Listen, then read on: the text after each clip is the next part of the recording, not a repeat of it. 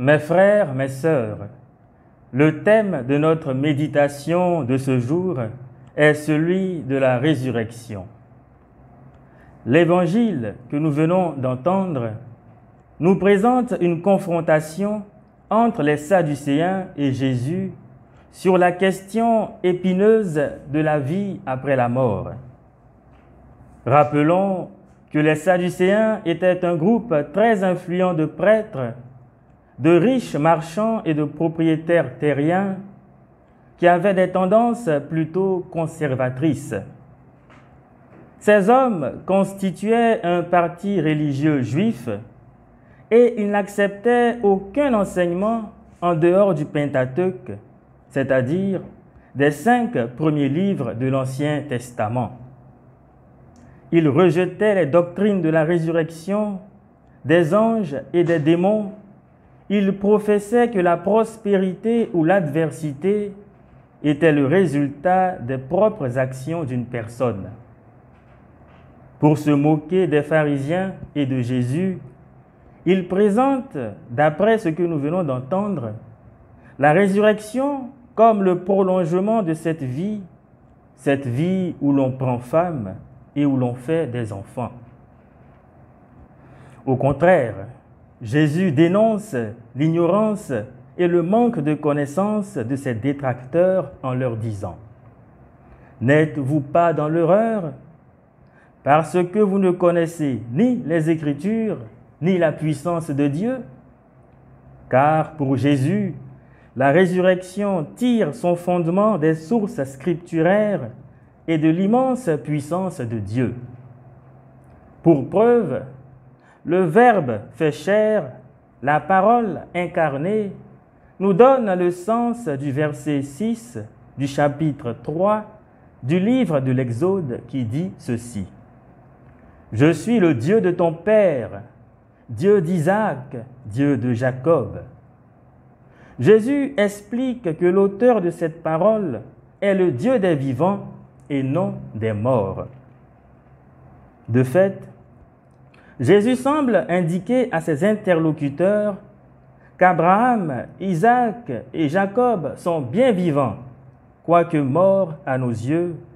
Ils expérimentent un autre mode d'être qu'on appelle résurrection. Le livre des Maccabées fait également allusion à cette vérité de foi. En 2 Maccabées 7, 9, le roi du monde nous ressuscitera pour une vie éternelle. En 2 Maccabées 7, 14, car pour toi, il n'y aura pas de résurrection à la vie.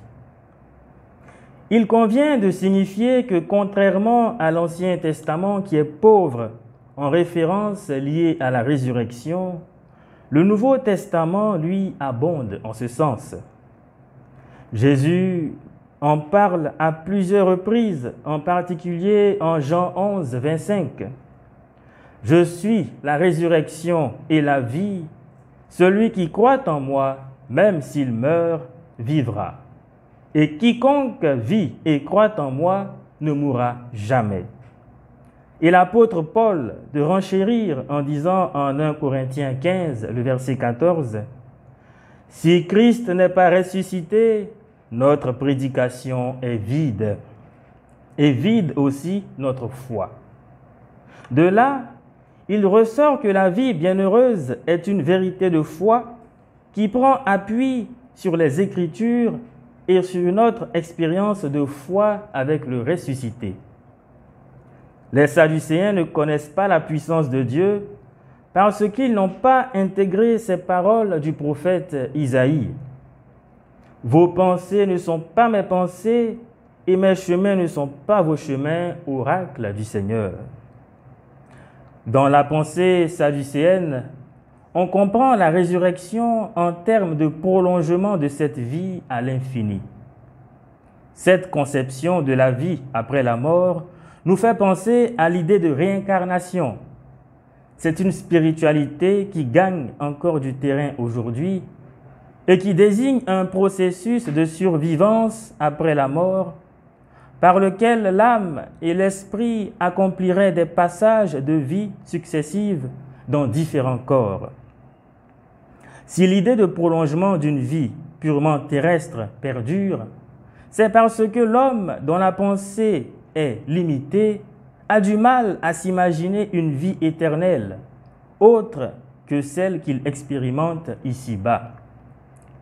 En somme, retenons, frères et sœurs, que la résurrection est une vérité de foi à laquelle nous pouvons adhérer si et seulement si nous acceptons de faire une expérience sincère et vraie avec le ressuscité. De plus, adhérer à cette vérité nous permettra d'avoir un regard neuf sur ceux qui nous entourent et sur tous les événements de nos vies.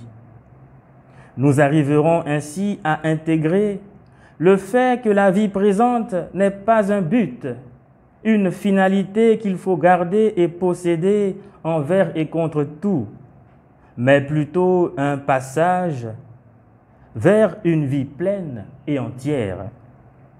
Une vie où tous nos désirs de paix, de justice et d'épanouissement seront enfin comblés. Que le Saint-Esprit nous aide à faire ce pas. Amen.